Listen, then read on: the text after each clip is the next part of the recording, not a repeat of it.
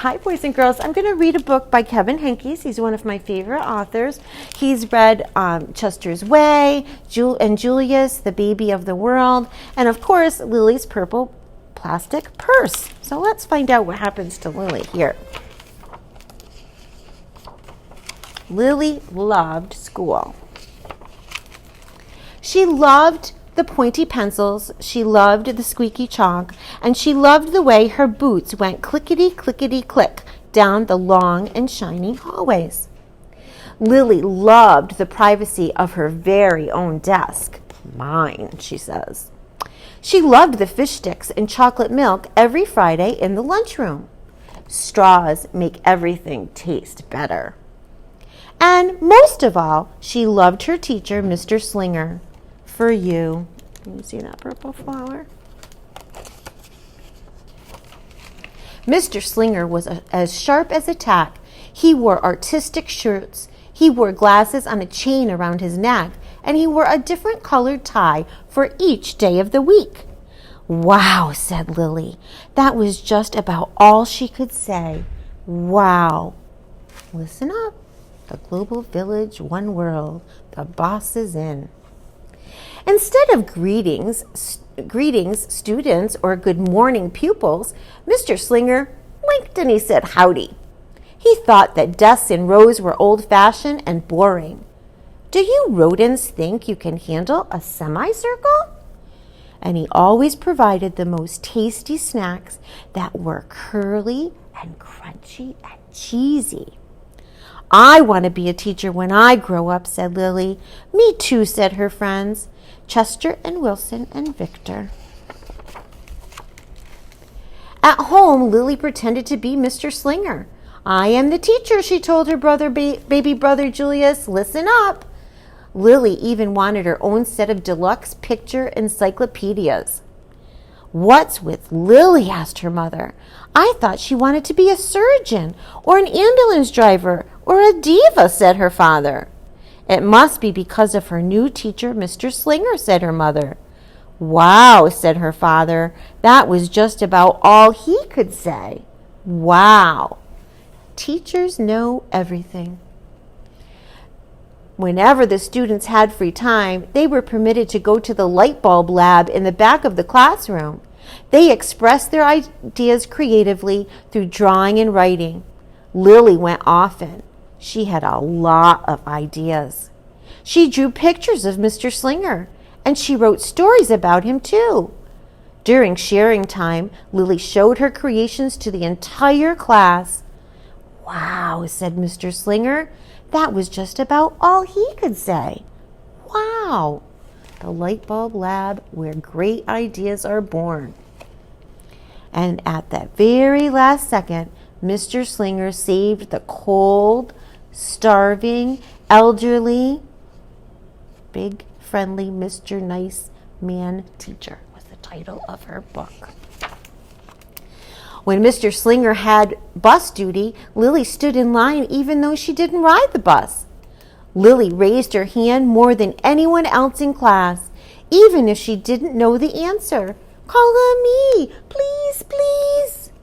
And she volunteered to stay after school to clap erasers. I want to be a teacher when I grow up, said Lily. Excellent choice, said Mr. Slinger. One Monday morning, Lily came to school especially happy.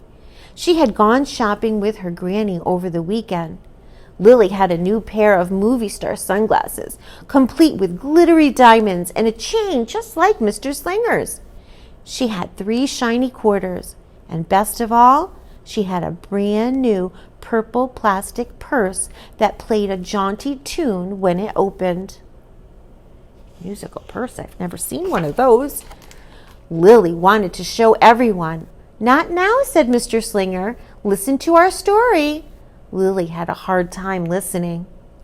Lily really wanted to show everyone. Not now, said Mr. Slinger. Let's be considerate of our classmates. Lily had a hard time being considerate. Lily really wanted to show everyone. Not now, said Mr. Slinger. Wait until recess or sharing time. But Lily could not wait.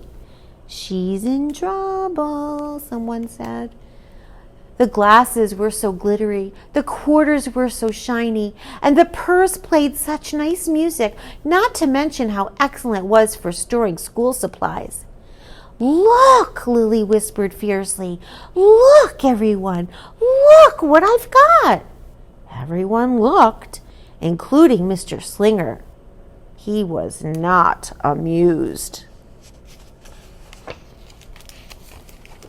I'll just keep your things at my desk until the end of the day, said Mr. Slinger. They'll be safe there, and then you can take them home. Lily's stomach lurched. She felt like crying. Her glasses were gone. Her quarters were gone. Her purple plastic purse was gone. Lily longed for her purse all morning. She was even too sad to eat the snack Mr. Slinger served before recess. That afternoon, Lily went to the light bulb lab. She was still very sad. She thought and she thought and she thought. And then she became very angry. She thought and she thought and she thought some more. And then she became furious. She thought and she thought and she thought a bit longer. And then she drew a picture of Mr. Slinger. You can see her face change, right, John? Angry? Big, fat, mean Mr. Stealing teacher. Thief. Bad, claws, bad, wanted by the FBI. I do not want to be a teacher when I grow up. Right before the last bell rang, Lily sneaked the drawing into Mr. Slinger's book bag. When all the students were buttoned and zipped and snapped and tied and ready to go home, Mr. Slinger strolled over to Lily and gave her purple plastic purse back. It's a beautiful purse, said Mr. Slinger. Your quarters are nice and jingly, and those glasses are absolutely fabulous. You may bring them back to school as long as you don't disturb the rest of the class. I do not want to be a teacher when I grow up, Lily said as she marched out of the classroom. On the way home, Lily opened her purse. Her glasses and quarters were inside, and so was a note from Mr. Slinger. It said, "Today was a difficult day. Tomorrow will be better." There was also a small bag of tasty snacks at the bottom of her purse. Lily's stomach lurched. She felt like crying. She felt simply awful. Lily ran all the way home and told her mother and father everything. Instead of watching her favorite cartoons, Lily decided to sit in the uncooperative chair. I'll stay here 1,000,000 years for Mr. Slinger. Why does everything always happen to me? 1051, 1052, 1099. That night, Lily drew a new picture of Mr. Slinger and wrote a story about him.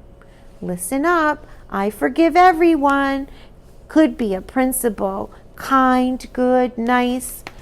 I am really, really, really, really, really, really sorry. Lily was really, really sorry. So everyone forgave her, even her parents, even her stinking baby brother, even her especially incredible teacher.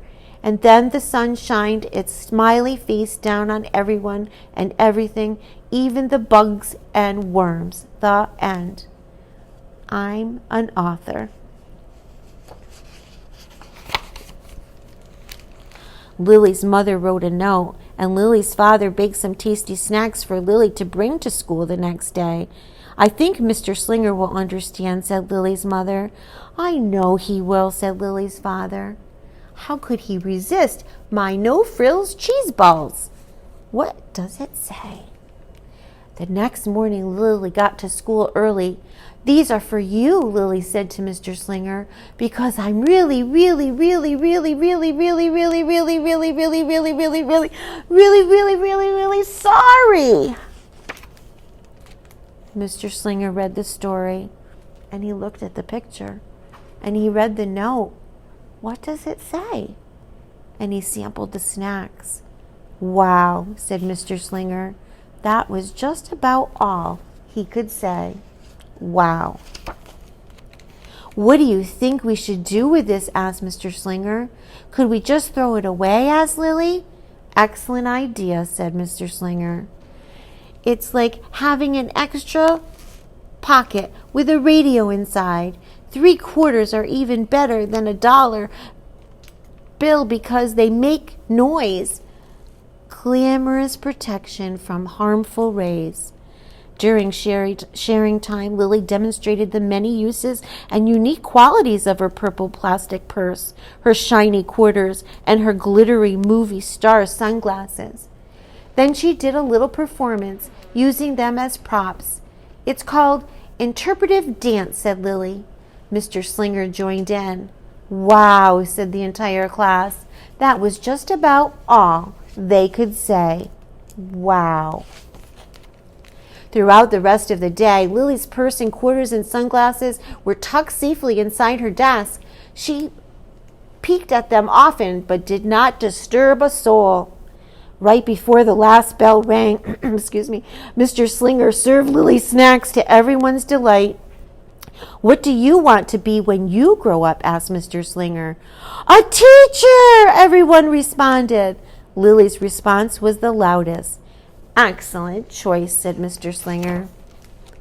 As the pupils filed out of the classroom, Lily held her purple plastic purse close to her heart. Mr. Slinger was right. It had been a better day. Lily ran and skipped and hopped and flew all the way home. She was so happy, and she really did want to be a teacher when she grew up. That is, when she didn't want to be a dancer or a surgeon or an ambulance driver or a diva or a pilot or a hairdresser or a scuba diver. Hold still, the doctor's here, ready for takeoff. What do you want to be when you grow up?